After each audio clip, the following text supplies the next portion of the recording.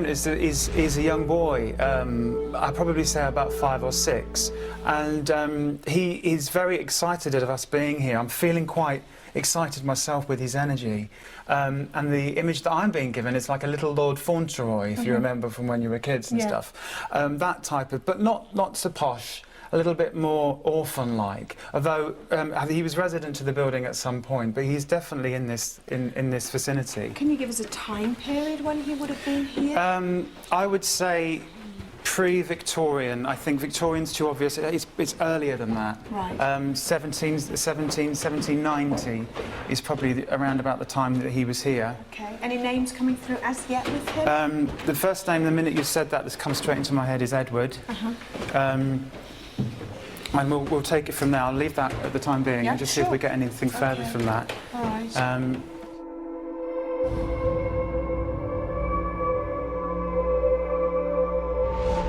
There's some sort of rowing, and it's a rowing over money. There's a situation where somebody has lent somebody some money and a big sort of argument going on across the table from somebody. Shouting? They're shouting, What are they shouting? Shout it. I want to explain. That's not fair. That's not fair. That's not fair. I didn't do it. I didn't do it. Slam bang like that. That's what I'm hearing at the moment. I think somebody was murdered. It was quite specific, and I think it happened outside here in the grounds here. Somebody. So it was a situation, an argument that got out of hand. It was to do with money, and it evolved into an argument. And there were, swords drawn, and there was a big old argument. There was some. I mean, would anybody pick up on the physical effect of that living now? If somebody came into here, would they? They're not the swords as such, because the fight happened outside, but the lead up to the fight, the argument definitely in here. Right. I think there's going to be audibles in here, there's going to be bangs in here. There's certainly the sense of somebody having an argument. And you would feel slightly as if something's standing behind you. Right. There's a lot of looking over your shoulder. Right. Which to me means active spirit activity, and somebody actually coming up, a spirit person coming up and standing within your aura.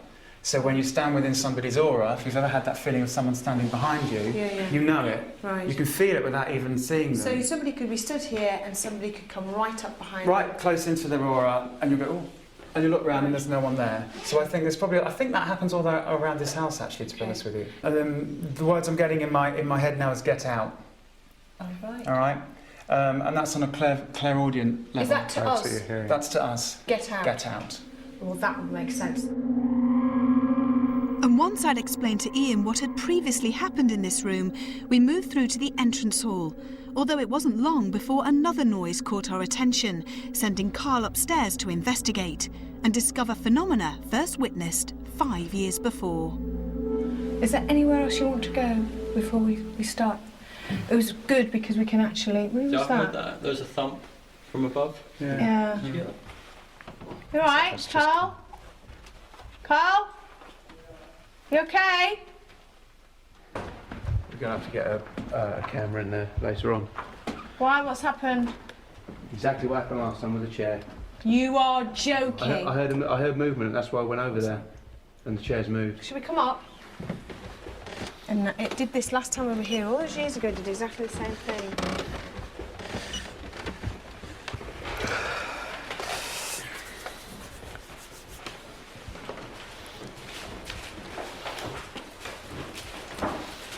It's not the little boy that's done this. This is too calculated. Who is it? This is the man, the guy from down in the kitchen that had the argument. And why would he do something like this? I mean, what does this achieve? Because he's doing what we want him to do. Even though he was the one that was saying, get out. Yeah. I mean, I feel... Shh. Sorry. Harpsichord. No, it was the tape. No, I think it was the tape running. No, quiet. Shh. Harpsichord.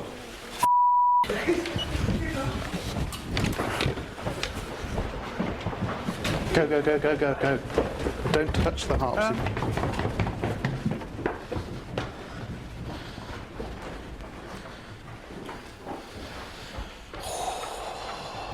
If that was the harpsichord. We've got it. got the lock off there, we've got an MP3 recorder underneath, and we've got the beam breakers to show that it wasn't actually anybody playing it. If we genuinely got that. Have we got it, John, do you think? I heard it. You've heard, what, through your earphones? Yes. Right, Twice. okay, twice. Who do you reckon's doing that then? Is That's it the man? boy. Oh, is it the boy? Mm. Yeah, it's childish. You know, it's something that it's going to do. We came here nearly 5 years ago. Would the spirits remember us? Yeah. They would. Mm-hmm. So they remember me and Carl. Mm-hmm. We were taken by surprise by this second outburst of music, but that didn't stop the mystery. Because although our equipment had clearly captured the sound upstairs, the locked-off camera and MP3 recorder that Kieran had positioned right beside the harpsichord were completely silent when he played them back. This was phenomena that had even our biggest sceptic intrigued. Yet it wouldn't be the last incident to shock us at Michelham Priory.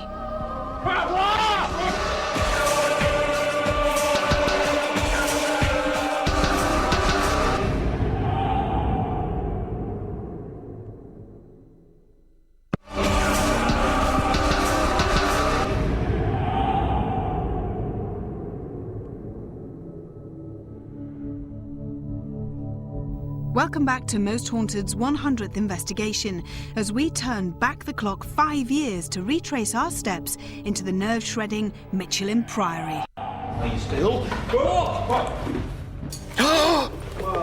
What was that? What was that? What was that? Whoa, was that you, John? It's the door again, wasn't it? Experience both past and now present tells us that this holy by name, but not by nature location, gets even darker once the lights go out. So we switch all our cameras to night vision and decide to stir things up further by holding a seance in the entrance hall. But how comfortable would this be for David, Ian, Richard, Carl, Kath and myself?